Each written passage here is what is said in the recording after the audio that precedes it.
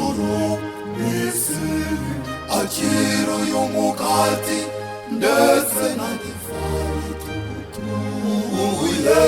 tugutuye twishimye turirimba ducuranga inanga. Akira, akira, akira, akira, akira uyu mugati. Akira, akira, akira, akira, akira na divayi. Akira, akira, akira, akira, akira iki gitambo. Akira iki gitambo tugutuye, uhawe n'inyeyi imbaga yawe.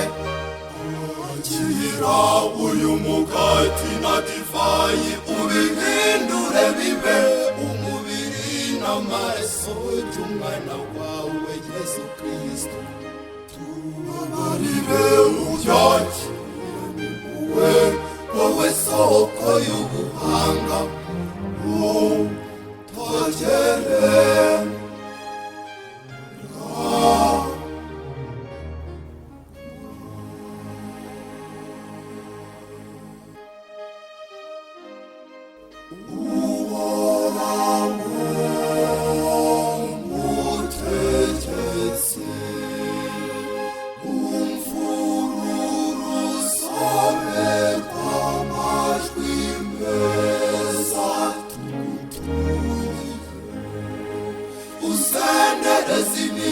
Y'amatura tugutuye, mwami mwiza uyakira.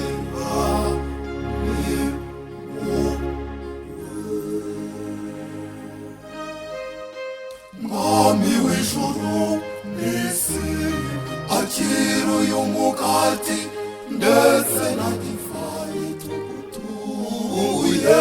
tugutuye twishimye turirimba ducuranga inanga. Akira, akira, akira, akira, akira uyu mugati. Akira, akira, akira, akira, akira na divayi. Akira, akira, akira, akira, akira iki gitambo. Akira iki gitambo tugutuye, uhawe n'inyeyi imbaga yawe.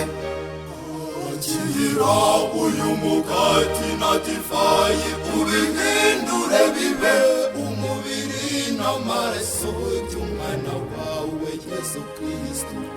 Tubabarire ubyakire, wowe soko y'ubuhanga,